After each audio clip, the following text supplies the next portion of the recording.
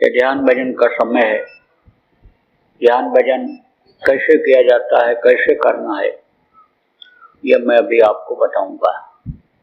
जो पुराने प्रेमी हैं, जो यहाँ रहते हैं, बाहर से भी आ जाते हैं, रोज सुबह शाम करते हैं, सबको आज एक साथ करा दिया जाएगा।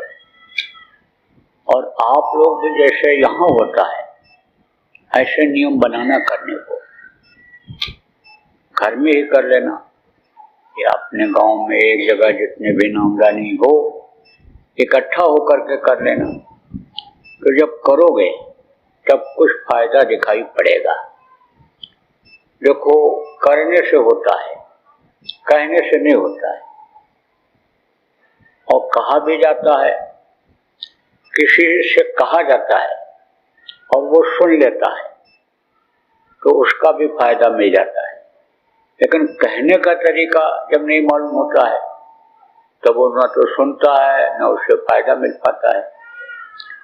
तो जब आप अभी आज नामदान लोगे और जैसा बताया जा रहा है वैसा जब करोगे तो आपको हर तरफ से फायदा दिखाई पड़ेगा। क्योंकि मैं देख रहा हूं इसी में कुछ लोग बहुत दुखी हैं, बीमारियां हैं, घर में लड़ाई झगड़ा है, इसके अलावा भी तमाम समस्याएं हैं, तमाम दिक्कतें हैं।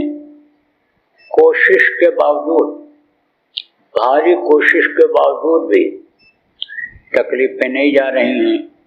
कुछ न कुछ तकलीफ आती ही रहती है, कभी कुछ कभी कुछ कभी कुछ। तो ये कैसे दूर होगा आपको मैं भी बताऊंगा। एक दो बात मोटे मोटे बताऊंगा जिसका तो परहेज करना रहेगा।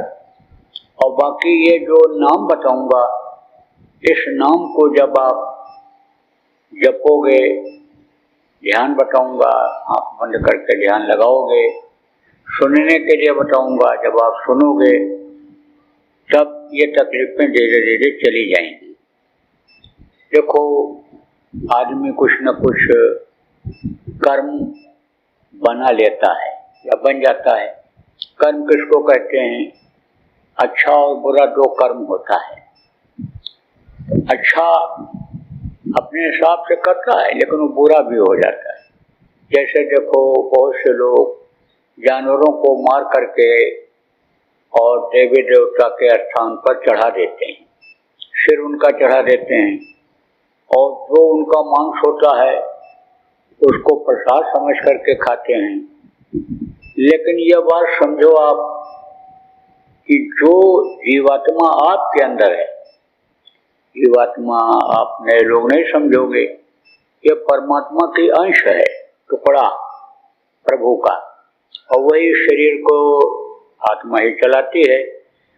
तो जब आदमी पशुओं जैसा व्यवहार करने लगता है, जानवरों जैसा व्यवहार करने लगता है, जानवर जैसा नहीं पहचान पाते हैं कि ये मेरी माँ है कि मेरी बहन है, दूसरे का छीन कर खाते हैं। कोई खा रहा हो तो उसको मार कर हटा करके उसको दांत से नोच करके जैसे कुत्ते हैं भगा देते हैं और फिर उसका खाते हैं। तो वो जानवरों जैसा व्यवहार है। तो आप ये समझो, जब जानवरों जैसा व्यवहार आदमी करने लगता है तब आप ये समझो कि उससे यानी समझो कि कुछ भी करे शरीर से तो वो स्वीकार नहीं होता है। पूजा करे, पाठ करे, कुछ भी करे। देखो, मंदिर में आप लोग, कुछ लोग इसमें से गए हो, सब लोग भी गए होंगे महाकाल का दर्शन करने आए थे आप। वहां से किस लिए? महाकाल का दर्शन करने के लिए। कोई ना कोई इसमें मिल गया होगा कि चलो वहां भी चले चलो। और यहाँ पर आप आए, आपको कुछ और जानने की इच्छा हुई, प्रेमियों ने बताया, नामदान की इच्छा हो गई और गुरु महाराज की मौज हो रही है। आपको नामदान भी मिल जाएगा, असली चीज मिल जाएगी, अनमोल चीज मिल जाएगी, जो रुपया पैसा देने से मिलने वाली चीज नहीं है वो मिल जाएगी। आप ये समझो कि पारस पत्थर जानते हो? पारस पत्थर एक ऐसा पत्थर होता है कि लोहा छुआ दो तो सोना बन जाता है, तो वो चीज आपको मिलेगी। तो मंदिर में आप गए होगे, अब वहाँ साफ सुथरा रहा होगा, गंदगी वहाँ नहीं रही होगी। लेकिन अगर कोई ले जाए मुर्दा डाल दे, चाहे आदमी का मुर्दा, चाहे जानवर का मुर्दा, चाहे पक्षी का मुर्दा, तो वहाँ पहले मुर्दे की सफाई होगी और फिर कोई पूजा पाठ करेगा। वहाँ धुलाई होगी, कहेंगे यह जगह नापाक हो गया, क्योंकि यहाँ पूजा करेंगे तो वो मालिक स्वीकार नहीं करेगा, कबूल नहीं करेगा।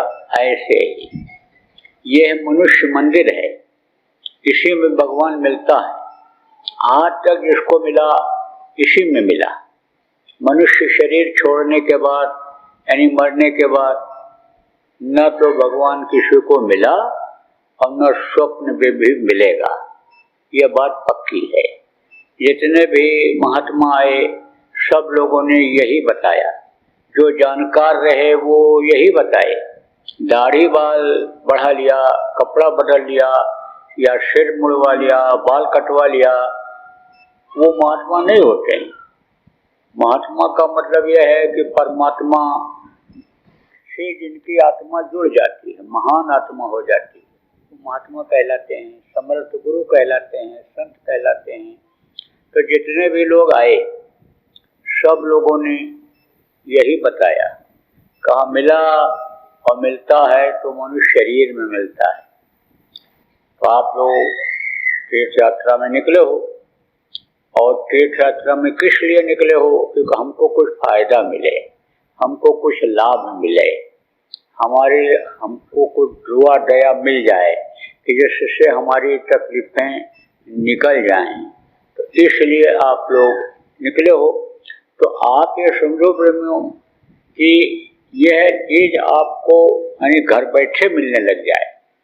अभी तो आप गए, शिवलिंग का दर्शन किया, अब वो शिव जी अगर साक्षात आपको अंदर में दिखाई पड़ने लग जाएं तो कितनी खुशी होगी, बहुत खुश हो जाओगे। आप इस बात को समझो कि ये दुनिया किसने बनाया? प्रभु ने बनाया, जिसको भगवान कहते हो उन्होंने बनाया। अब अगर भगवान मिल जाएं, दुनिया बनाने वाले मिल जाएं, तो दुनिया की चीजों के लिए तरसना पड़ेगा? कभी नहीं तरसना पड़ेगा। देखो बच्चों, जो तुम पढ़ी लिखी हो और या कम पढ़ी हैं, हिंदी नहीं समझती हैं, मोटी मोटी बातों को याद कर लो, अब इनको बाद में समझा देना, बता देना। अरे भगवान तो सबको देते हैं, कहते हो अजगर करे में क्या कहे, पक्षी करे न काम, रात मलुका कह गए, सबके दाता सबको देते हैं।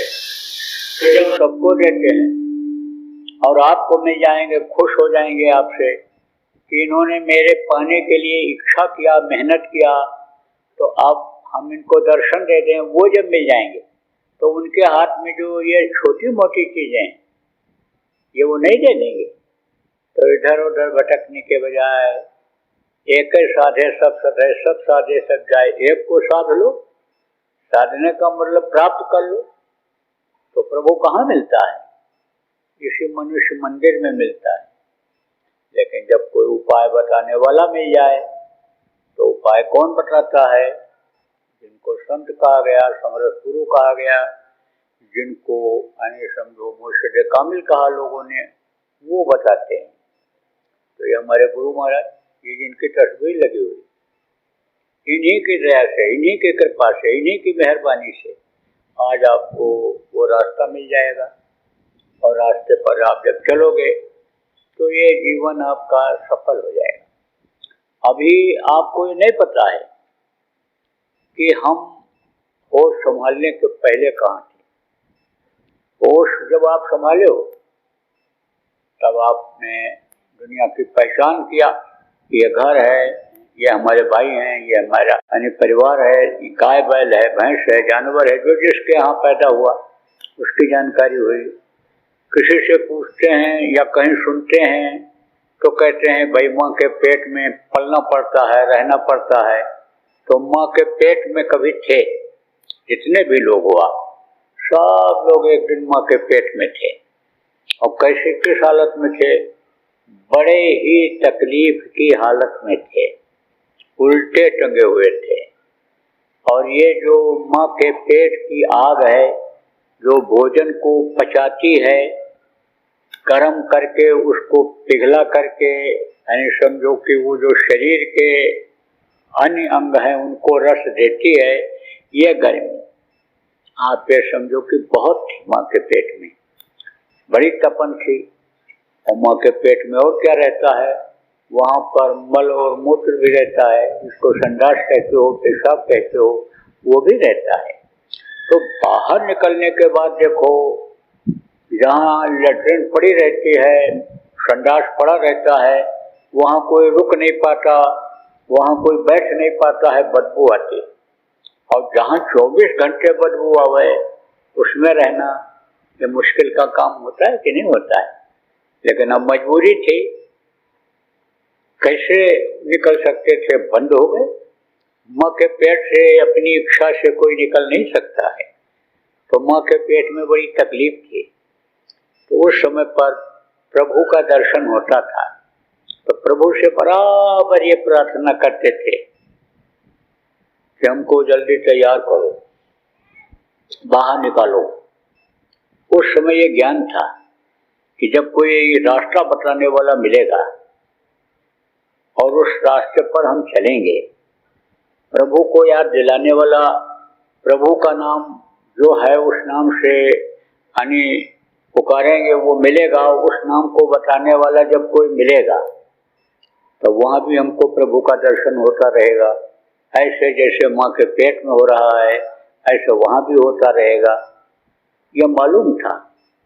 तो कहता था जीव, सब लोग यही कहते थे, भूल जाते हो ना, बहुत से लोग तो तुरंत के तुरंत कोई चीज भूल जाते हैं, बुढ़ापे में बोलने की आदत बन जाती है। और अगर कहीं शुगर की बीमारी हो गई, चीनी की बीमारी जिसको कहते हैं, वो अगर हो गई तो उसको ज्यादा भूलापन आ जाता है, भूलने ज्यादा लगता है। तो बाहर आने के बाद भूल गए। ऐसा वादा तो क्या वादा किया कि बाहर निकालो, बाहर निकल करके हम दिन रात भजन करेंगे, रास्ता लेकर दिन रात भजन करेंगे। ये समझो आप प्रेमियों की वादा तो किया, लेकिन सब भूल गए हो। किसमें भूल गए? दुनिया की चीजों में। इच्छा बहुत बढ़ गई, हविष बहुत बढ़ गई।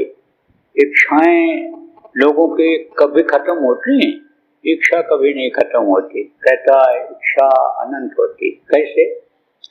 कि जिसके पास 1000 रुपया है कहता लाख हो जाए, और लाख वाला कहता करोड़ हो जाए, और करोड़ वाला कहता है अरब खरब हो जाए, अरब खरब वाला कहता अरे भगवान का खजाना हम ही को मिल जाता तो बहुत अच्छी बात थी। तो इच्छा बढ़ती चली जाती है और उसी इच्छाओं में आदमी का समय निकलता चला जाता है। एक मकान तो 2 मकान हो जाए, एक दुकान है 4 दुकान हो जाए, 10 एकड़ जमीन है तो 50 एकड़ हो जाए। बस यही इच्छा में उसका समय बेकार चला जाता है। आप समझो इस चीज को नहीं समझ पाते हो कि यह मनुष्य शरीर मिला किस लिए। अरे खाने और बच्चा पैदा करके दुनिया से चले जाने के लिए मिला है कि कुछ काम के लिए मिला है? अगर यही यानी समझो काम करते रहे तो यही काम खाने का, बच्चा पैदा करके दुनिया से चले जाने का काम यही तो जानवर भी करते हैं, पक्षी भी यही काम करते हैं, चिड़िया जिनको कहते हो वो भी यही काम करते हैं। तो ये काम अपना खास काम नहीं है। जिस काम में लगे हो ये तो दूसरे नंबर का काम है। पहला काम क्या है कि जिस काम के लिए यह मनुष्य शरीर मिला और आपने जिस काम के लिए यह मनुष्य शरीर माँ के पेट में मांगा उस काम को करो। तो काम क्या है कि इस शरीर के अंदर बैठी हुई आत्मा को आप मुक्ति और मोक्ष दिला दो। मुक्ति मोक्ष किसको कहते हैं? शमशान घाट पर आप गए होंगे, कहीं कहीं लिखा रहता है मुक्ति धाम, मोक्ष धाम। अब वहां कोई मुद्दा लेकर जाए और उस दिन न जला पावे तो कोई लेकर वापस लौटता है? नहीं लौटता। मुर्दा वहाँ छोड़ करके कितना भी अर्जेंट काम हो वापस नहीं आता है। घर पर फोन कर देता है, भाई ये दिक्कत आ गई, अब तो हम इनको मुक्ति दिला करके ही आएंगे, और मुक्ति दिला करके ही जाता है। तो इस शरीर की मुक्ति तो हो जाती है। मुक्ति का मतलब क्या होता है? मुक्ति का मतलब ये होता है कि छुटकारा हो जाए उससे, वापस फिर वो ना आवे। ऐसे ही जिस शरीर की मुक्ति हो जाती है, लेकिन जीवात्मा की मुक्ति नहीं हो पाती है जब तक यानी आप ये समझो कि यह उस समुद्र में नहीं पहुंच जाएगी, अपनी जगह अपने प्रभु के पास नहीं पहुंच जाएगी। यहाँ की ये अंश है, अंश माने छोटा टुकड़ा है। तो ये आपको मनुष्य शरीर इस काम के लिए मिला कि इस शरीर के रहते रहते इस आत्मा को उस मालिक तक पहुंचा दो और जन्म मरण से छुटकारा पा जाओ। क्योंकि जन्मते वक्त भी देखो कितना तकलीफ होता है, आपको याद नहीं है, याद होता तो कांपते ऐसे। उस दर्द को जो सहन किया आपने जन्मते वक्त, आप ये समझो उस दर्द को आप समझो कि देख करके महसूस करके और तड़पने लगते कि दोबारा हमको अब फिर ना आना पड़े, ऐसा उपाय करने लगते। अब देखो बच्चों, कोई जब दुखी होता है, परेशान होता है, तभी तो रोता है, अरे तभी तो आंसू निकलता है। तो आज तक कोई भी बच्चा हंसता हुआ पैदा हुआ, मुस्कुराता हुआ पैदा हुआ? नहीं हुआ। सब बच्चे रोते हुए पैदा होते हैं, और बच्चा उस समय बोल नहीं सकता, बता नहीं सकता है कि हमको तकलीफ क्या है। बहुत से लोग तो डॉक्टर के यहाँ लेकर चले जाते हैं, और डॉक्टर क्या करता है, इंजेक्शन नशे की लगा देता है और उस बच्चा सो जाता है। लोग कहते हैं भाई तकलीफ को डॉक्टर साहब ने दूर कर दिया। लेकिन इतने छोटे बच्चे को वो जो इंजेक्शन का नशे वाला यानी खुराक है वो नुकसान कर जाता है। थोड़ी देर के बाद बच्चा फिर चुप होता है, लगातार रोया भी लेकिन चुप जरूर होगा। अब रोता क्यों है? इसीलिए रोता है कि वो दर्शन होना हो जाता है बंद। जो माँ के पेट में प्रभु की झलक मिल जाती थी, दर्शन मिल जाता था, वो हो गया बंद। दूसरे माँ के पेट में उसको इतनी हवा नहीं लगती है, न ठंडी हवा न गर्म हवा, और बहुत ही मुलायम जगह पर रहता है।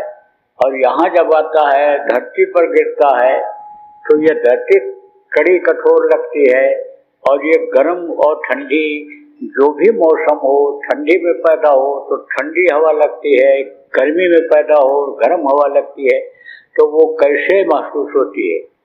जैसे किसी को सुई चुभो दो, ऐसा लगता है। और एक सुई नहीं, सैकड़ों सुई चुभो एक साथ, इतना दर्द हो, इतना दर्द पैदा होता है।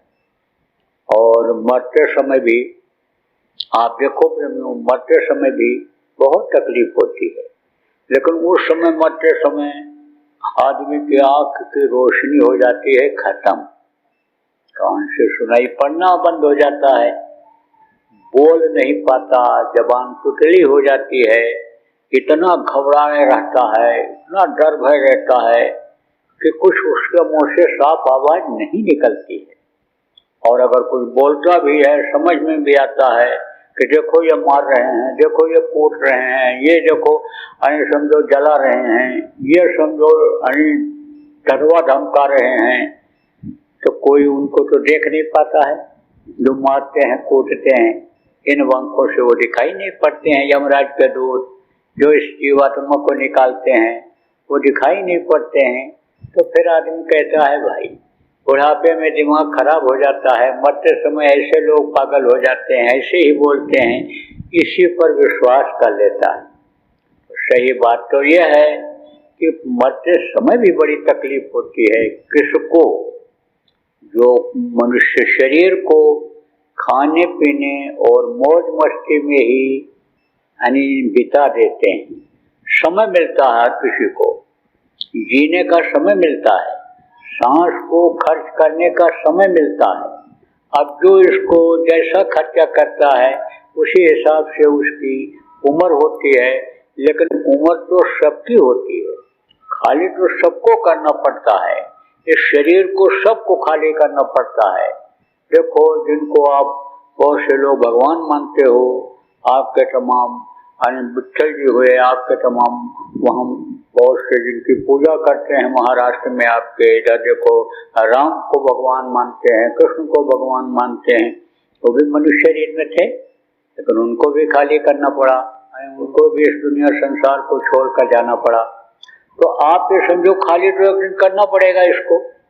अब ये है कि जो ये समझ लेते हैं कि मनुष्य शरीर हमको भगवान के भजन के लिए, भगवान के प्राप्ति के लिए मिला है, उनकी आवाज़ को सुनने के लिए मिला है, वो तो रास्ता खोज करके और इस काम में लग जाते हैं। और जो नहीं समझ पाते हैं तो वो तो उनके बीच में रहते हैं, उन्हीं की नकल करते हैं कि बढ़िया खाओ, बढ़िया पहनो, बढ़िया मकान में रहो, नाम कमाओ, मार करके लाओ, कूट करके लाओ, जेल दुखा के लाओ, कत्ल करके गद्दी पर बैठ जाओ, वो तो वही देखते हैं। तो उनके जो पाप करते हैं, उनके शरीर को खाली कराने के लिए यमराज के भयंकर दूत आते हैं। उस समय पर कोई भी मददगार आखिरी वक्त पर नहीं होता है। जवान लड़का खड़ा रहता, रिश्तेदार खड़े रहते हैं, पड़ोस के लोग खड़े रहते हैं, लेकिन जब मरने वाला चिल्लाता है, हड्डी हड्डी जब चटकती है, रोता है, तड़पता है, तो कोई बचा पाता है? कोई नहीं बचा पाता। आज कोई बीमार हो जाता है तो कहते हो ले चलो डॉक्टर को दिखाओ, डॉक्टर से दवा ले आओ, और डॉक्टर से दवा आप लाते हो तो फायदा कर जाता है। लेकिन जब समय पूरा होने का होता है और जब यमराज के दूत खाली कराने के लिए आते हैं तो डॉक्टर भी फेल हो जाते हैं। आप ये समझो डॉक्टर एक की जगह 4 खड़े हो जाएं और अपनी अक्ल लगाओ। कोई कहे गोली खिला दो नशे की, कोई कहता नींद की गोली खिला दो, कोई डॉक्टर कहे नहीं नहीं इंजेक्शन देना पड़ेगा, कोई कहेगा 1 से नहीं आराम हुआ तो 2 दे दो, 3 दे दो, अब इंजेक्शन भी लगा दिया। आप ये समझो, लेकिन दर्द नहीं जा रहा है तो फेल हो जाता है, नहीं फेल हो जाता है। तो वहाँ सब आखिरी वक्त पर सब फेल हो जाते हैं। तो भाई आपको क्यों झेलना पड़े, आपको फिर ये तकलीफ क्यों झेलनी पड़े मरते वक्त? आप ऐसा कोई सीख लो तरीका कि दिन भर में 4 बार जियो, 4 बार मरो। ऐसा तरीका आपको आपके इसी उसमें है, शरीर के अंदर ऐसा भी रास्ता है कि जिस रास्ते से निकल जाओ तो जब निकल जाओगे ऊपर आत्मा निकल जाएगी तो ये शरीर मुर्दा हो जाता है, लेकिन इसमें सड़न गलन बदबू नहीं आती क्योंकि वो फिर वापस आती है। तो जब वापस आता है तो जिंदा हो जाता है। तो ये जो मरने का तरीका है ये अगर सीख जाओ तो दिन में मरो, दिन में जियो। तो जब सीख जाओगे तो रास्ता जब मालूम हो जाएगा तब आखिरी वक्त पर कोई तकलीफ नहीं होगी। तब तो जब चाहो कभी जब हुक्म हो जाए खाली कर दो तो आराम से ये खाली कर दोगे, आप चले जाओ। कहाँ जाओगे? जहाँ पहले से देखे हुए रहोगे वहाँ चले जाओगे। स्वर्ग वैकुंठ समझो है, आपने सुना होगा प्रवचन में, कथा में, स्वर्ग है, वैकुंठ है, देवलोक, सूर्य चंद्रलोक, ये सब लोक हैं। तो उन लोकों में जब आप आने जाने लग जाओगे तो आराम से चले जाओगे और आगे बढ़ गए, जहाँ वो प्रभु, जहाँ वो पिता, जहाँ वो परमात्मा रहता है, जहाँ कभी आपकी भी ये जीवात्मा थी, वहाँ पहुँच जाओगे। तो आप ये समझो न तो कोई तकलीफ रहेगी और न कुछ रहेगा।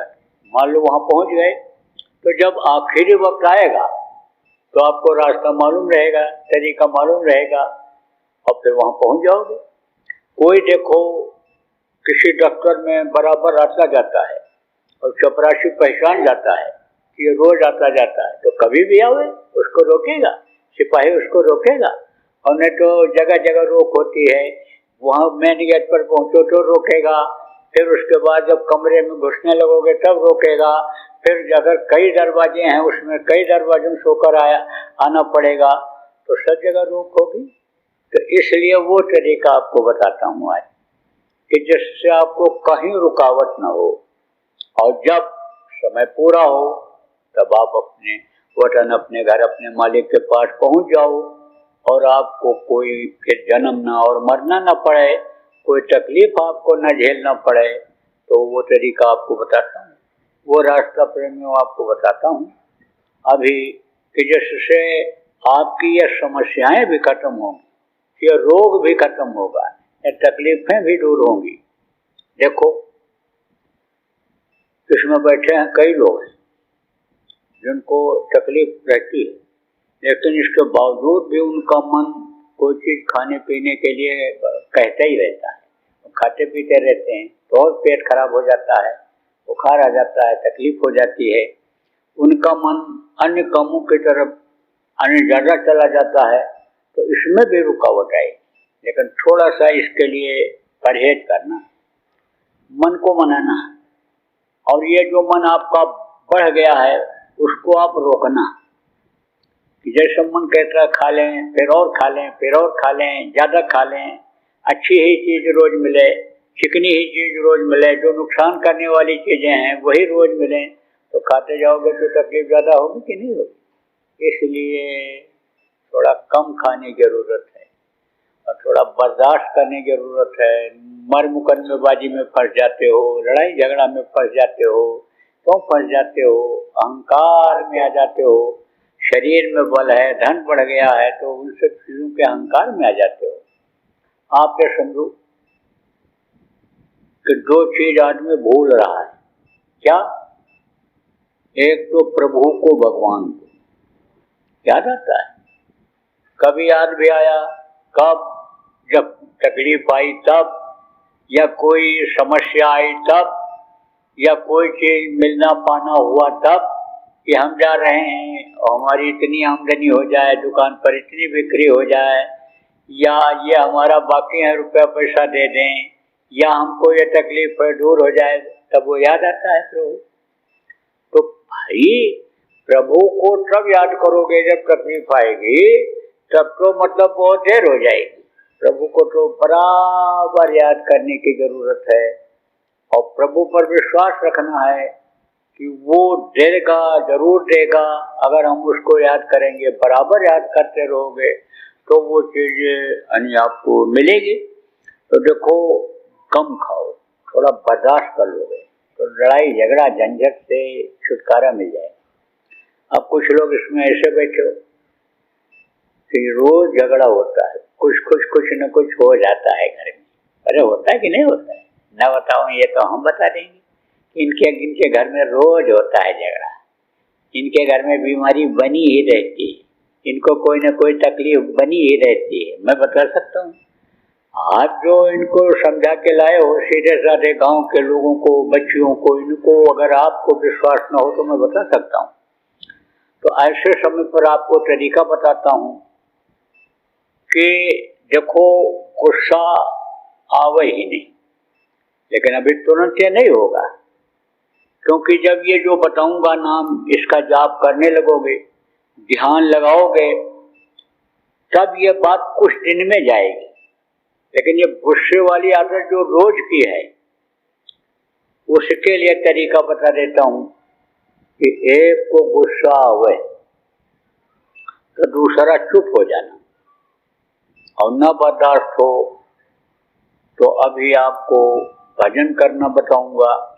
कान में उंगली लगाना, आंख बंद कर लेना और ऊपर से कोई कपड़ा डाल लेना, आपको भी न कोई देखे, आप भी किसी को न देखो, जो वो कहे उसको सुनोगे नहीं जब, तो गुस्सा करने वाला थोड़ी देर में शांत हो जाएगा, चाहे औरत हो चाहे आदमी।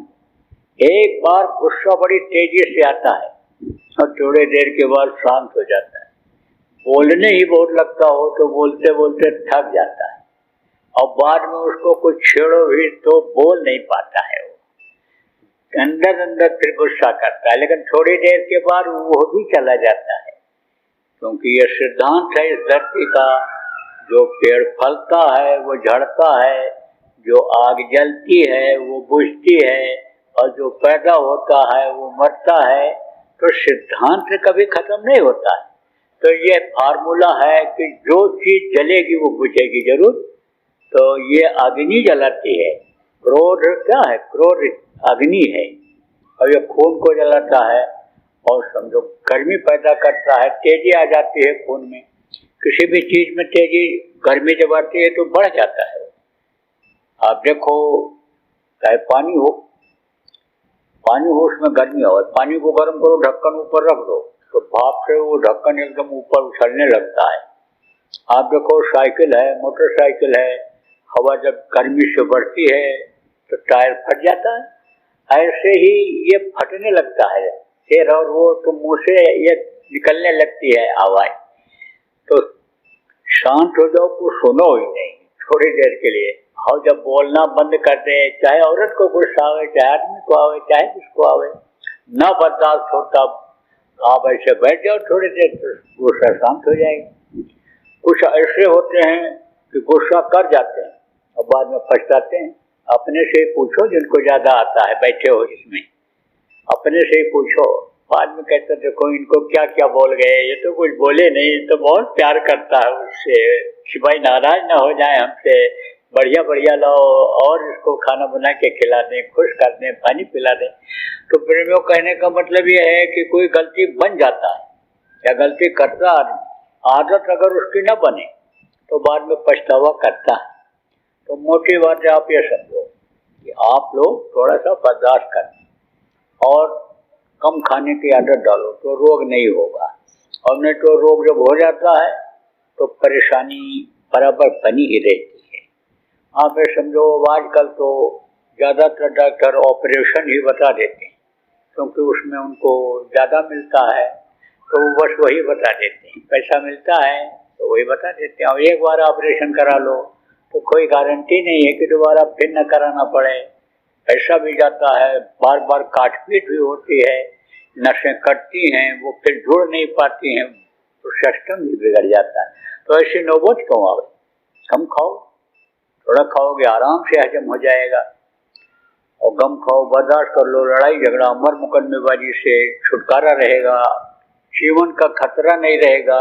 लड़ाई झगड़ा हो गया तो जिंदगी बचा बचा करके चलना पड़ता है। जैसे चूहे और जानवर छिप छिप के चलते हैं, ऐसे आदमी को छिप के चलना पड़ता है।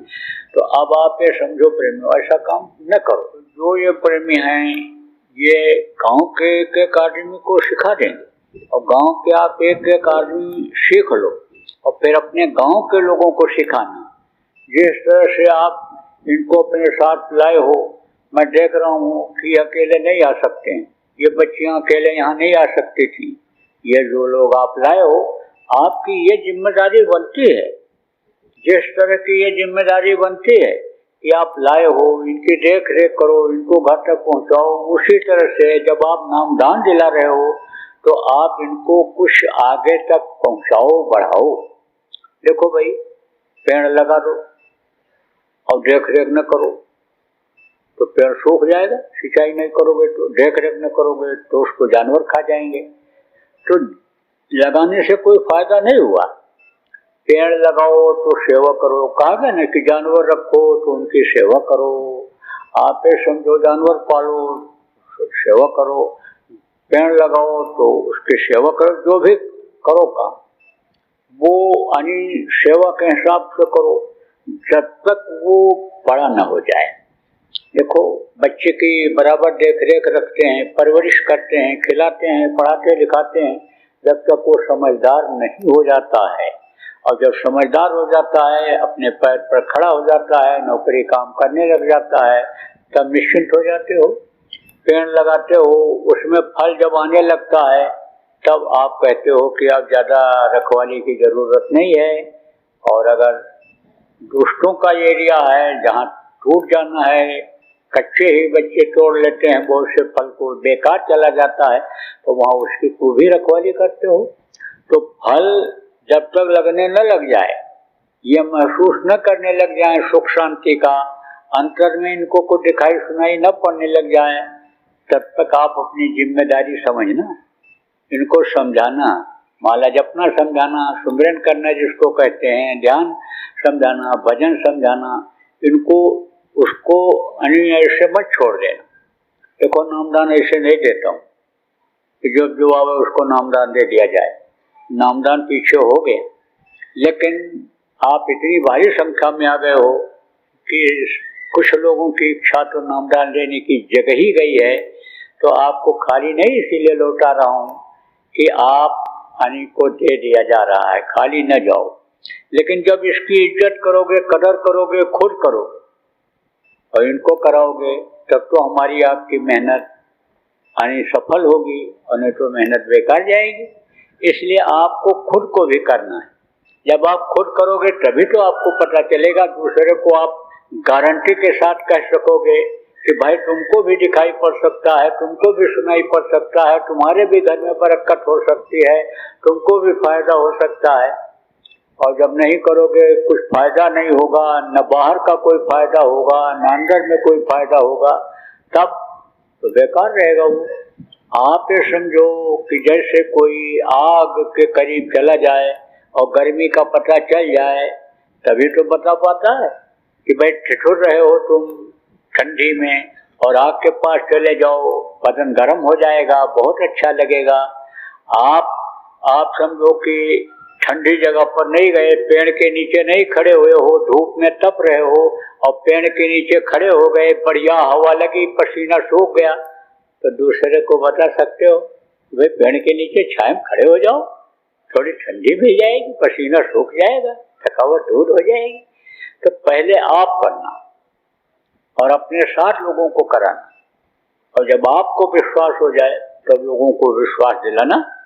क्योंकि यह कोई जरूरी नहीं है कि सबको एक साथ दिखाई पड़ने लग जाए अंदर में, सबको एक साथ सुनाई पड़ जाए अंदर में, ये कोई जरूरी नहीं है। लेकिन लगे रहोगे जब, तब सुनवाई हो जाएगी। देखो कुछ लोग आप इसमें हो, ऐसे हो जो पिता हो, आपके बेटा है, लेकिन कोई बेटा जब बार बार कोई चीज कहता ही रहता है, तब कहते हो अच्छा चलो चल बनवा देते हैं तेरे लिए, बनवा देते हैं कपड़ा जो तू रोज कहता है। जब तू रोज कहता है तो चल साइकिल खरीद देते हैं, चल बाइक खरीद देते हैं। जब रटता रहता कहता रहता है, तब किसी न किसी दिन आपका दिल पसीज जाता है और प्रेम आपका जग जाता है अपने बच्चे के लिए, और कर देते हो। और नहीं तो टालते रहते हो, जरूरत समझते हो तो करते हो, नहीं तो टालते रहते हो, ऐसे हो। उसका भी है, जब बराबर लगे रहोगे, बराबर करते रहोगे, तो वो रीझ जाएगा और दया कर देगा। देखो अभी तक बच्चियों या गांव के जो सीधे साधे लोग बैठे हो, जो समझे वो तो समझे, लेकिन जो मराठी बोलने वाले और हिंदी कम समझने वाले लोग बैठे हो, वो ये समझो कि अब जो बता रहा हूँ इसको समझ जाओगे तो इसी से बाद में सब समझ में आ जाएगा। क्योंकि देखो प्रभु एक है, अपनी भाषा में उसको कोई कुछ भी कहे। देखो गेहूं जानते हो रोटी खाई जाती है, गेहूं ये कही है, लेकिन उसका नाम अलग अलग है। कोई गेहूं कहता है, कोई कनक कहता है, पंजाब में कनक कहते हैं, अंग्रेज उसको व्हीट कहते हैं, और ये गंदुम कहते हैं पारसी। चीज ये कही है, लेकिन वो अलग अलग नाम से पुकारा जाता है। तो जब वो नाम सुनाई पड़ जाएगा, जब वो दिखाई पड़ जाएगा, जिस नाम के लेने से वो दिखाई पड़ जाएगा, तो जब वो दिख जाएगा और वो हो जाएगा, तब विश्वास हो जाएगा, आपको सब समझ में आ जाएगा। तो जो बिल्कुल नहीं समझ पा रहे हैं हिंदी, आप समझो ऐसे जलगांव के हो आप लोग, जलगांव मध्य प्रदेश से मिलता हुआ जिला है, बॉर्डर है, तो हिंदी और मराठी दोनों चलती है वहाँ। उधर हिंदी चलती है, इधर आपके बुरहानपुर बॉर्डर है, आपका उधर जो है बड़वानी है, तो उधर जहाँ जहाँ अन्य समझो बॉर्डर जिला है वहाँ मराठी भी बोलते हैं, बड़वानी में भी मराठी बोलते हैं, बुरहानपुर में भी मराठी बोलते हैं। तो हिंदी आप सब समझते होंगे, लेकिन जो नहीं समझ पाते हो उनको आप जो समझ रहे हो वो बता देना। आप जो बच्चियां हो, पढ़ी लिखी हो, आप इनको, माताओं को जो बुद्धि हैं, इनको ये बता देना, यह भी एक परमार्थ है।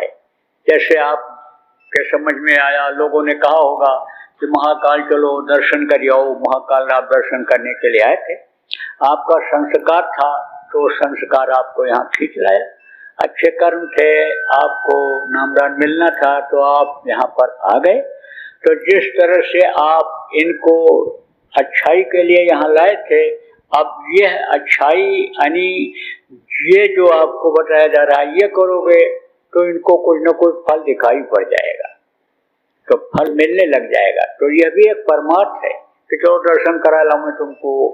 आपको लोगों ने वही बताया होगा, ये जो अनिन प्रेमियों ने बताया और आपके अंदर इच्छा जगी, इसके बारे में तो कुछ लोगों को जानकारी भी नहीं थी, क्योंकि ये बातें जो बताई जाती हैं सब लोग नहीं बताते हैं।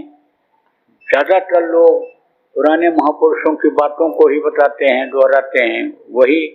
तो आप ये समझो कि जिस तरह से आप अच्छी भावना से और अच्छे काम के लिए इनको लाए, इसमें भी आप इनकी मदद करना। तो बताना मत किसी को, ये जो नाम बता रहे हैं, बता दोगे तो उसका कोई फायदा नहीं होगा, और ये कहीं नाराज हो गए कि इनको ये नाम बताया और इन्होंने हमारी इज्जत नहीं किया, तो कोई नुकसान हो तो नुकसान का काम आप मत करना। और देखो प्रेमियों, अभी आपको ध्यान लगाना बताऊंगा, आंख बंद करके ध्यान लगाना बताऊंगा, तो आप ध्यान लगाना। लगातार जब लगाओगे, गैप नहीं करोगे, नागा नहीं करोगे, लगातार रोज जब ध्यान लगाने लग जाओगे, आदत बन जाएगी, तो मन रुकने लग जाएगा। और मन जब रुक जाएगा, ध्यान जहाँ देखोगे लगाओगे वहीं पर मन रुक जाएगा, तब आपको अंदर में कुछ दिखाई पड़ेगा। अभी भजन करने को बताऊंगा, कान में उंगली लगा करके बैठाऊंगा भी, तो उसमें कुछ सुनाई पड़ने लगेगा। तो बताना मत किसी को, कुछ सुनाई पड़ जाए तो, दिखाई पड़ जाए तो किसी को मत बताना, नहीं तो बंद हो जाएगा, वो नाराज हो जाएगा कि दिया इनको और इन्होंने बांट दिया लोगों को। तो बांटना मत, ये ऐसी दौलत है अंदर की, इस दौलत से दुनिया की सारी दौलतें मिल जाती हैं। दौलत किसको कहते हैं? रुपया पैसा कहते हैं ना, कहते हो धन दौलत। तो जहाँ दुनिया की सारी विद्या खत्म होती है, तहाँ यह आध्यात्म विद्या की शुरुआत होती है। जहाँ पर दुनिया का रुपया पैसा हीरा मोती जवाहरात काम नहीं आता है, जहाँ खत्म होता है, वहाँ से आध्यात्म धन की शुरुआत होती है। तो वो जब आपको मिल जाएगी, तब आप ये समझो कि आपको कोई कमी नहीं रहेगी। लेकिन जब बांट दोगे, बता दोगे, तो वो हो जाएगा नाराज। इसलिए कुछ भी दिखाई पड़े, कुछ भी सुनाई पड़े, तो किसी को बताना नहीं है। अब देखो भाई, डॉक्टर के यहाँ जाते हो, कोई तकलीफ हो जाती है तो दवा देता है, तो परहेज भी बताता है, और परहेज जब करता है आदमी तो दवा ज़्यादा काम करती है। और होम्योपैथिक आयुर्वेदिक ये जो पैथी है दवाओं की, इसमें तो परहेज ज़्यादा करना पड़ता है। अब परहेज न करो तो कुछ दवाओं का असर खत्म हो जाता है, खत्म ही हो जाता है। इसमें परहेज नहीं करोगे तो कितना भी माला जपोगे, कितना भी आंख बंद करोगे, कितना ध्यान लगाओगे, कितना भी सुनने की कोशिश करोगे, फिर न तो सुनाई पड़ेगा न दिखाई पड़ेगा। क्यों?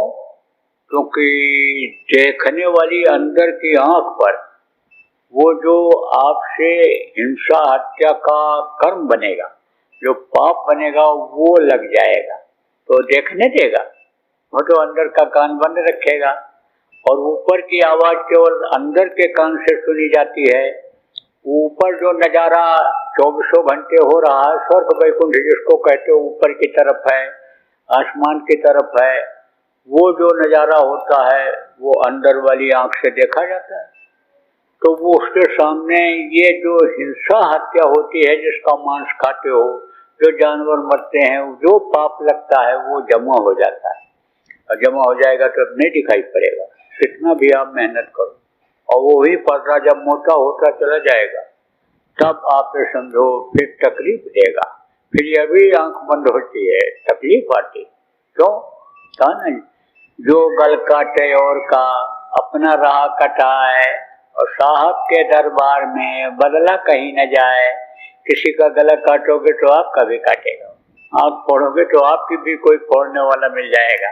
किसी गरीब को थप्पड़ मार दिया, बच्चे को थप्पड़ मार दिया, तो समझो ये नहीं है कि नहीं बचोगे, आपसे जो जबरदस्त होगा आपको भी मारेगा। किसी का धन लूट करके लाओगे तो आपका भी कोई लूट के ले जाएगा। दिल दुखा के लाओगे, जैसे को तैसा मिले, और मिले नीच को नीच, समझा? तो जैसे को तैसा मिलता है ना? मिले कीच में कीच। आप समझो कि कीचड़ में पानी बहा उस पर, तो कीचड़ कीचड़ में मिल जाता है, कीचड़ में चला जाता है। तो ये एक नियम है, जैसे सरकार का नियम होता है, ऐसे गांव का आपका नियम है, समाज बिरादरी का नियम है, ऐसे उस भगवान का नियम है। इसलिए ऐसा पाप नहीं बनना चाहिए कि जिससे ये जो आप काम करो उसमें आपके रुकावट आवे, बुद्धि खराब हो, रोग आवे। मांस खाने से क्या होता है? खून बेमेल हो जाता है, खून का तालमेल नहीं खाता है। क्यों? क्योंकि खून किससे बनता है? खाने वाली चीजों से बनता है। फल खाओगे, दूध पियोगे, अनाज खाओगे तो उसका खून बनेगा, और मांस खाओगे तो उसका खून बनेगा। तो जब आदमी का खून और मांस और जानवरों का बना हुआ खून जब एक साथ मिलता है तो तालमेल नहीं खाता है। तो तालमेल जब नहीं खाता है तब रोग हो जाता है ना? तब हो जाता है रोग। कहते हो ना, पहले तो लड़के के लिए जाते हो कि लड़का हो जाए, लड़का हो जाए। जिसके नहीं होता है सब कुछ करने को तैयार होता है, और जब 4 लड़के हो जाते हैं तब कहते हो हम तो परेशान हो गए, ये न पैदा होते तो ठीक था। क्योंकि एक तो हाथ पकड़ के खींच रहा है, एक पैर पकड़ के खींच रहा है, एक कान पकड़ के खींच रहा है, एक तो सिर के बाल खींच रहा है, तो हमारा तो इसमें यानी जान निकली जा रही है, परेशान। ऐसे ही आपको समझना चाहिए। तो देखो, बताना मत किसी को, जो कुछ भी दिखाई पड़े सुनाई पड़े मत बताना। और मांस मत खाना, किसी भी पशु का हो, पक्षी का हो, मांस मत खाना, उससे आपका खून बेमेल हो जाएगा और तरह तरह की बीमारियां आ जाएंगी। मांस खाने वाले के अंदर बीमारियां यानी कब आ जाएं ये कुछ कहा नहीं जा सकता है। देखो, कोरोना आया, बड़ी घबराहट थी लोगों में, जब वैज्ञानिक बोलने लग गए कि मांस की वजह से बढ़ रहा है, मांस खाने के वजह से बढ़ा, और मांस जो खाएगा उसको होगा, तो बहुत से लोगों ने छोड़ दिया था। लेकिन बाद में फिर आदत के गुलाम हो गए, जेब के चटोरे थे, फिर खाने पीने लग गए। तो आप मत खाना पीना, संकल्प बना के जाओ, यहीं छोड़ के जाओ। देखो, कहीं जाते हो ना तो कुछ न कुछ दक्षिणा देते हो, मंदिर में गए वहां चढ़ा दिया, गोलक में डाल दिया, या अन्य समझ लो कि कोई मांगा के दे दो, भीख मांगने वाले को भी बैठा रहता उसको भी दे देते हो, चलो इसको दे दें। तो यहाँ तो आपसे कुछ नहीं मांगा जा रहा। और जगह जाओगे, कान फुकवाने जाओगे, कंठी बनवाने जाओगे, मंत्र जिसको कहते हैं उसको लेने जाओगे, तो पहले ही दक्षिणा रखवाते हैं। लेकिन हमारे यहाँ कोई दक्षिणा नहीं मांगा जाता है, दक्षिणा नहीं मांगता हूँ। यह दक्षिणा जो आप देते हो वो दक्षिणा नहीं मांगता हूँ, लेकिन जो नहीं दे पाते हो उसको कहता हूँ कि यह दक्षिणा दो। क्या? अपनी बुराइयों को ही छोड़ो। आपके अंदर जो कमियां हैं कि जो आपको तकलीफ दे रही हैं, परेशान कर रही हैं, उसको आप यहीं छोड़ो। तो मांस छोड़ जाओ, मांस अब मत खाना, अंडा मत खाना, मछली मत खाना। यह आदमी के खाने के लिए नहीं बनाया गया, ये जानवर को खाने के लिए बनाए गए हैं। जैसे मछली देखो, गंदी चीजों को खा जाती है, खकार के थूक दो, संडास करके धोने के लिए जाओ, टुकड़े गिनेंगे तालाब में, नदी में, ऐसे खड़े रहो तो देखोगे मछली आती है और खा के चली जाती है। कोई मुर्दा डाल दो, आदमी का मुर्दा डाल दो, मछली खाएगा। कोई पक्षी अगर मर जाए, उसमें जानवर मर जाए तो मछली खाती है, तो मछली उसको साफ करती है खा करके। आप ये समझो जब मछली मर जाती है और पानी के ऊपर तैरने लगती है, तब उसको कौन खाता है? गिद्ध और कौवा, वो उसका भोजन है। ये जो भगवान ने बनाया, एक दूसरे का आहार बनाया है, वो उसका भोजन है। देखो मछली सफाई करती है पानी, जिस पानी में मछली रहती है पानी साफ रहता है, शुद्ध रहता है, वो खा जाती कीड़े कीड़े जो नुकसान करने वाले हैं, पैदा होने वाले हैं, सड़न गलन बदबू पैदा करने वाली जो चीज है वो सब खा जाती है। तो मनुष्य के लिए पानी की जरूरत है। और ये जो जानवर हैं, कछुआ हैं, मछली हैं, और ये जो जानवर हैं, ये सब पानी की सफाई करते हैं, उसमें जो रहते हैं और शुद्ध पानी मिलता है। लेकिन अगर कछुआ भी मर जाए, ऊपर तैरने लग जाए, अगर मछली ही मछली तैरने लग जाए तो वही सड़ने लग जाएंगी।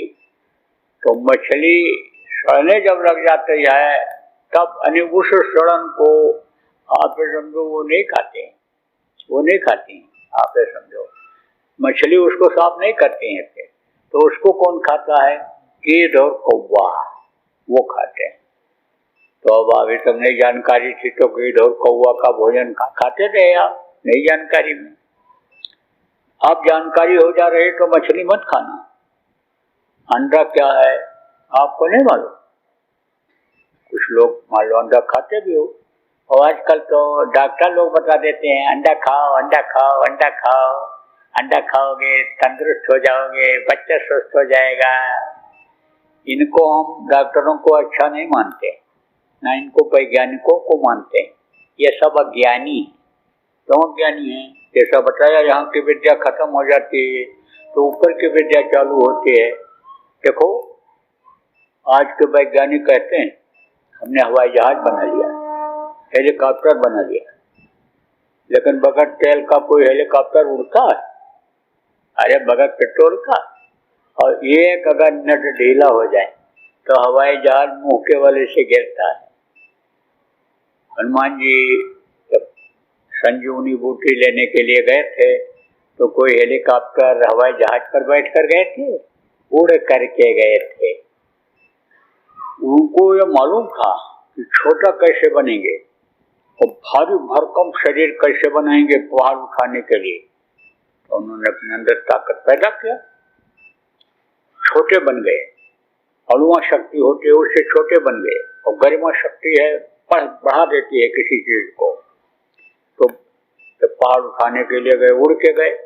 आपने सुना होगा राम कथा में एक चीज आती है कि लक्ष्मण को शक्ति बाण लगा था, तो हनुमान जी गए थे, वैद्य ने बताया था कि संजीवनी बूटी अगर आ जाए सूरज निकलने से पहले और इनको दे दिया जाए तो ये मूर्छा खत्म हो सकती है, ये जिंदा हो सकते हैं, नहीं तो ये बचेंगे नहीं। अब तो ये मूर्छित हो ही गए, ये चले ही जाएंगे, सिस्टम इनका गड़बड़ हो रहा है। तो हनुमान जी बोले हम जाके ले आएंगे, क्योंकि पवन के पुत्र थे। पवन कौन है? ये हवा। तो बहुत तेज जा सकते थे, लेकिन उस शरीर में जिसमें थे उसमें ऐसे नहीं जा सकते थे। छोटा बनाया उन्होंने अपने रूप को और उड़ करके गए। लेकिन जब देखा कि सब जगह हर पौधे में रोशनी है, वैद्य जी ने कहा था जिस पौधे में रोशनी होगी उसको लाना। तो रावण को पता चल गया, उसने सब पौधे में रोशनी पैदा करवा दिया। तो बोले कि अब कैसे पता चलेगा, पहचान कैसे होगी? तो वैद्य जी यहाँ आ नहीं सकते, उनको ला नहीं सकता हूँ इतना जल्दी, सूरज निकल आएगा और ये अगर वहाँ पहुंचेगी नहीं संजीवनी तो जिंदा नहीं हो पाएंगे। तब उन्होंने भरकम अपना मोटा तगड़ा शरीर बनाया, मजबूत। तो फिर पहाड़ उठाया और उठा करके जब उड़ने को हुआ तब फिर छोटे हो गए, पहाड़ भी छोटा हो गया। और उड़ करके जब यहाँ उतारना हुआ, उतार दिए, तब फिर पहाड़ बड़ा हो गया। और वैद्य ने जो है वो संजीवनी बूटी निकाल लिया और लक्ष्मण जिंदा हुए थे, आपने राम कथा में सुना होगा। तो वो ये समझो कि इनके कहने पर जो है आपको अंडा नहीं खाना है, न खिलाना है बच्चे को। बच्चे समझ लो ठीक से, ये बड़ी गंदी चीज है। क्या है ये भी बता दें। ये माताएं मासिक धर्म होती हैं, खराब खून इकट्ठा हो जाता है तो बच्चा बन जाता है। मुर्गियों का खराब खून और उनका संडास और पेशाब का हिस्सा, खराब हिस्सा, यानी उनका वो हिस्सा जब जमा होता है तब वही अंडा बन जाता है। आदमी का खराब खून इकट्ठा होगा, औरत का तो बच्चा बन जाएगा। और मुर्गियों का खराब खून जब इकट्ठा हो तब वो अंडा बन जाता है। कितनी गंदी चीज। औरत का खराब खून इकट्ठा हुआ तो बच्चा बना, और मुर्गियों का खराब खून हुआ। सिस्टम वही है कि खराब खून जब इकट्ठा होगा तब अंडा बनेगा, तभी बच्चा बनेगा। तो वो खराब खून और उनका लेट्रिन और पेशाब का खराब हिस्सा जब जमा होता है तब आप ये समझो कि अंडा बनता है। कितनी गंदी चीज है। अब आज से मत खाना, संकल्प बना लो, कान पकड़ लो कि बार से नहीं खाएंगे अंडा। और देखो, आपने कोई शराब पीते हो, शराब छोड़ दो, बुरी चीज है, बुद्धि को भ्रष्ट कर देती है। जितनी भी ये तेज नशे की गोलियां हैं या जड़ी बूटी है, कोई भी पेय पदार्थ है जिसको पी करके नशा ले लेते हैं, कर लेते हैं, इसको आप मत कर, छोड़ दो। इससे आपकी बुद्धि सही नहीं रहेगी, इससे आपकी शरीर की शक्ति भी खत्म होगी, सोचने समझने की शक्ति खत्म होगी, आपके काम में रुकावट आएगी, क्योंकि आपको जरूरी काम निपटाना है।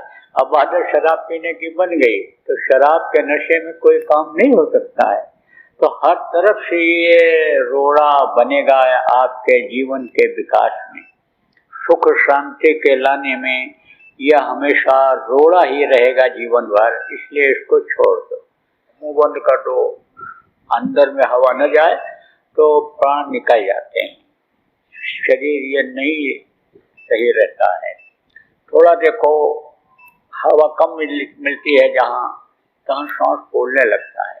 जब छाती में, इसमें आप समझो, जिसको आप अनिलंग्स कहते हो, जिसको आप हार्ट कहते हो इंग्लिश में, तो उसमें अगर नसों में कोई रुकावट आ जाती है तो भी अन्य प्राण को हवा नहीं मिलती है, तो भी दम घुटने लगता है, घबराहट होने लगती है।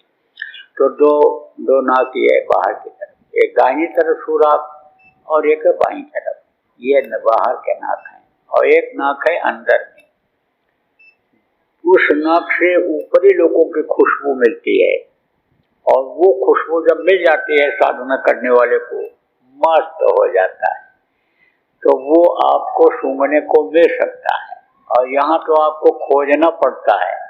तब आप, कोई कहता है हम मोगरा खरीद करके सूंघेंगे, कोई कहता गुलाब सूंघेंगे, कोई कहता कटहरी का सूंघेंगे, कोई कुछ तरह तरह का इत्र खोजते हो, आते हो बाजार से, तब सूंघते हो। वहाँ तो खुशबू की लहर चलती है, जैसा चाहो वैसा खुशबू ले लो। ये सारी खुशबू, सारी चीजें तो वहीं से उतरी है, ऊपर से ही।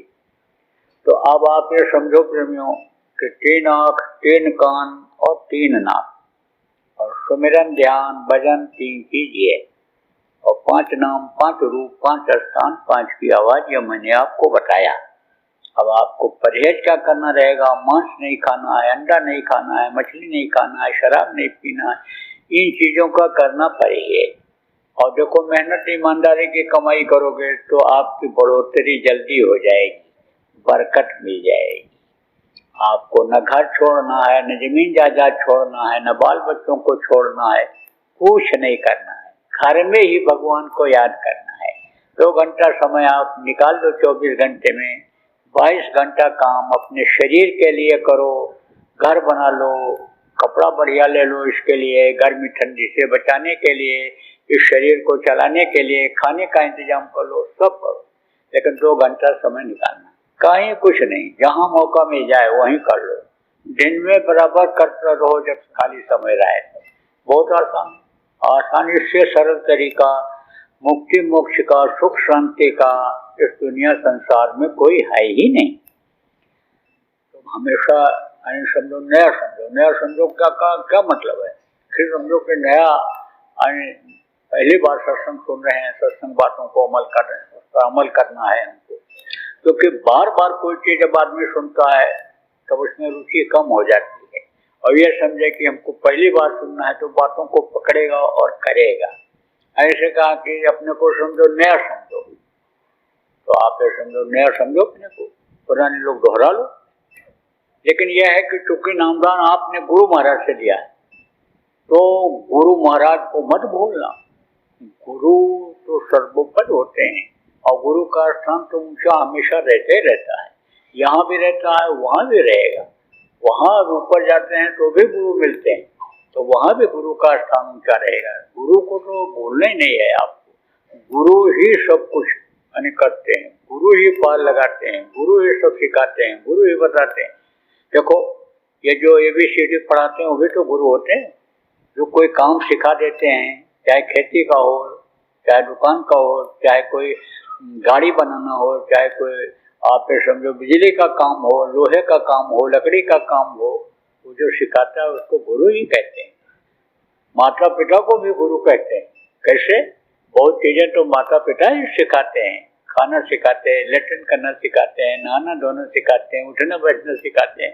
तो समझो कि गुरु को तो समझ लो, गुरु की जरूरत तो शुरू से रहती है और आखिर तक रहती है। संभाल करने वाले गुरु होते हैं, जीवात्मा को घर पहुंचाने वालों के लिए गुरु होते हैं, मदद करते हैं, भाव अच्छे रहते हैं, उसमें भक्ति जगती है और उसी से उसका फल मिल जाता है। तो ध्यान कहते हैं, इसको दिन भर में जितनी बार मौका मिले उतना बार करो।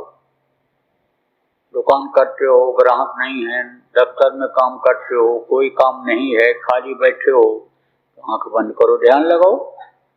खेत में काम करते हो आप, वहां पर जब थक जाओ, कहीं छाया हो बैठ जाओ, ऐसे कहीं बैठ जाओ, जहाँ काम कर रहे हो वहीं थोड़ी देर के लिए आंख बंद करो, वहीं ध्यान लगा लो, तो थकावट भी इससे दूर होगी और जो है आपकी हाजिरी भी दरबार में लग जाएगी उस मालिक के, कि हमको भी सोचेगा, हमको कोई ध्यान लगा रहा है, हमको कोई याद कर रहा है। तो ये दोनों काम हो जाएगा। बच्चों घर में कोई ज्यादा काम नहीं रहता है, जो नौकरी आप नहीं करती हो या कोई कारोबार नहीं करती हो, तो गांव की आप क्या करती होगी? इक्का दुक्का चाहे कोई हो, बाकी तो सब आप फ्री रहती हो। तो आप जब खाली रहो तो बस आंख बंद करो, ध्यान लगाओ। अभी तो मन नहीं लगेगा करने को, लेकिन जब करने लगोगे तो खूब लगवाएगा, अच्छा लगेगा। अभी तो खाने में, पीने में, सैर सपाटा करने में, सोने में मन लगा हुआ है, तो ये बिल्कुल नई चीज लगती है, इसमें मन उचट जाता है, नहीं कहता है। लेकिन जब करने लग जाओगे तो अंदर में जब रस मिलेगा मन को, खूब कराएगा। इसलिए रोज करो, आदत डाल दो इसकी। जैसे भगवान का नाम लेते हो, किसी न किसी देवी देवता भगवान को आप मानते ही हो, उसी तरह से आप ये शुरू करो, तो इसमें उससे ज्यादा आपको अच्छा लगेगा, इसमें रस मिलेगा, आनंद आएगा, आपके घर में बरकत दिखाई पड़ेगी, धन में, पुत्र में, परिवार में बढ़ोतरी दिखेगी। और नाम धुरी जब बोलने लग जाओगे, जय गुरुदेव नाम की, घर वालों को बुलवाने लग जाओगे, बच्चों को बुलवाने लग जाओगे, तब उनका गुस्सा भी कम होगा, बच्चों का जिद भी कम होगी, बीमारियां भी कम होंगी, आपको बहुत फायदा दिखाई पड़ेगा। गाँव के सीधे साधे लोग आप आए तो आप देख करके हमको तरस आ गई, और ये हुआ ये बेचारे कहाँ पहुंच पाएंगे, मैं महाराष्ट्र जाऊंगा भी तो सत्संग में नहीं आ पाएंगे, और इनकी इच्छा है तो लो नामदान दे दें, इनको कुछ बता दें। और जो जिम्मेदार हैं उन्होंने इस बात को जब कहा मेरे से, तो मैंने आपको यह अनमोल चीज दे दिया है, अब इसकी करना कदर, तो ये माला माल कर देगा आपको। इज्जत करोगे इसकी, करोगे तो माला माल कर देगा। फिर आप जो अपने को कहते हो या लोग आपको कहते हैं गरीब गरीब गरीब, वो चीज नहीं रहेगी। फिर तो आप भी आराम की जिंदगी महसूस करने लग जाओगे। तो देखो नामधुनी क्या है ये भी बता दें। देखो ये जय गुरुदेव नाम ये भगवान का नाम है, जैसे अन्य नाम पर आप विश्वास करते हो, बोलते हो, अलग अलग नाम लोग बोलते हैं, भगवान मानते हैं, ऐसे एक भगवान का नाम ये भी समझ लो आप, पूरी ताकत है इस भगवान के नाम में। आप बोल करके देख लेना, नामधुनी बोल करके देखना, इससे भी तकलीफें दूर होती हैं। तो कैसे बोलना रहेगा?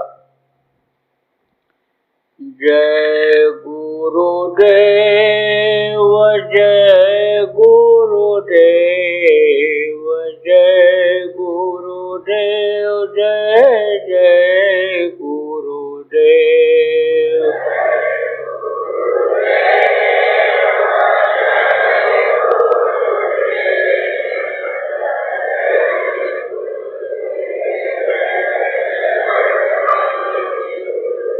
जय गुरुदेव, जय गुरुदेव, जय गुरुदेव, जय जय गुरुदेव।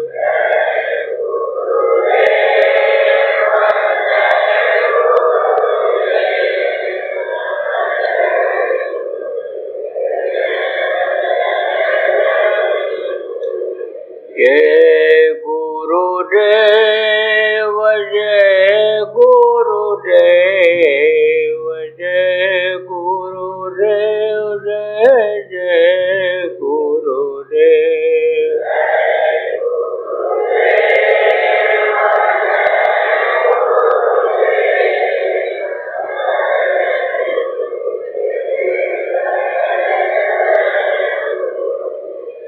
इसी तरह से बोलना रहेगा। अगर 1 घंटा आधा घंटा सुबह शाम घर में बुलवाने लग जाओ, सबको बिठा के बोलने लग जाओ, तब देखो आप, तब तो जैसे कहते हैं सोने में सुगंध आ जाएगा। क्योंकि सब लोग तो नामदान घर के ले नहीं रहे हो, तो उनको ये बताना भी नहीं है, तो वो इसको कैसे करेंगे जो बताया है सुमिरन ध्यान भजन। लेकिन ये जय गुरुदेव नाम तो सब बोल ही सकते हैं, तो ये इसी तरह से बोलना है। सुबह उठो जय गुरुदेव नाम बोल करके उठो, रात को सो तो जय गुरुदेव नाम की ध्वनि मन में ही बोल करके सो। कहीं भी जाओ किसी काम के लिए, कोई काम देखो समझ में नहीं आ रहा है, बिगड़ने लगे, समझो कि खराब हो रहा है, तो आंख बंद करो, ध्वनि बोलना शुरू करो। तो जो रास्ता आपको मिलेगा, प्रेरणा मिलेगी, वो आपके लिए अच्छी ही रहेगी, फलदायी रहेगी। तो बोलो जय गुरुदेव।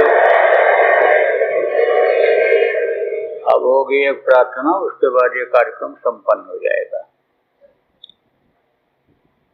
मेहर के नजर करो मेरी ओर, मेहर के नजर दया की नजर करो मेरी ओर, दया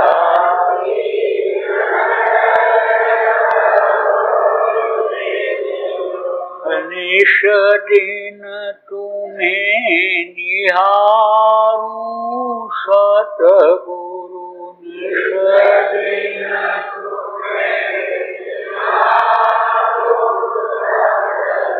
जैसे चंद्र चकोर, जैसे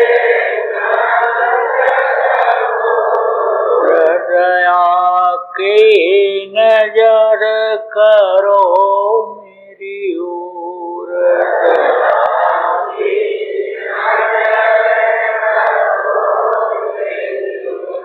जानूं कौन भूल हुई तन से,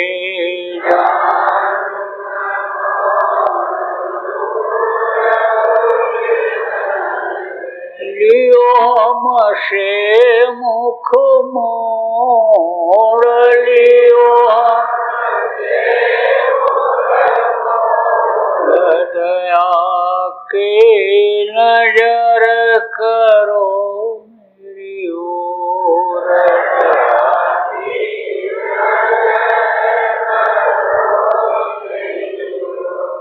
बालक जानी चूक बिसराओ,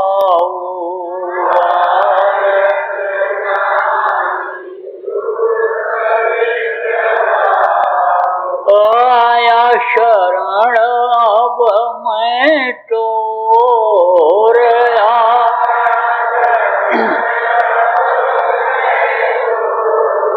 दया की नजर करो मेरी ओर।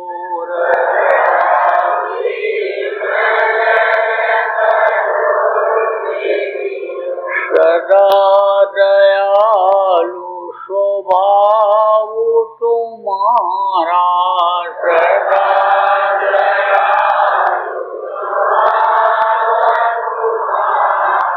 मेरी बेरिया कसव कठोर,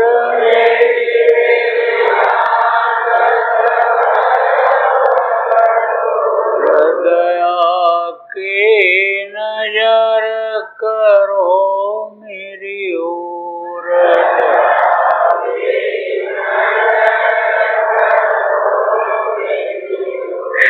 शरणागत की लाज न राखो,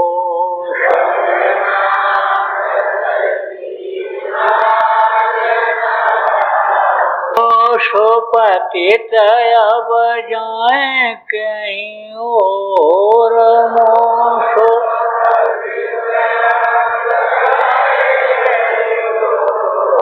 दया के नजर करो मेरी ओर,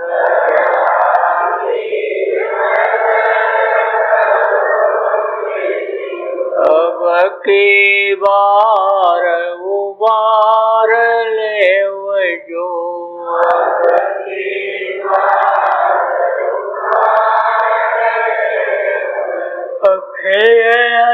रब पग यही मगोर बिरन,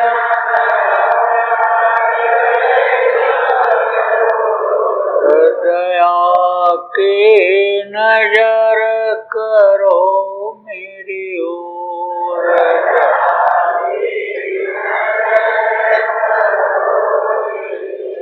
मेहर के नजर करो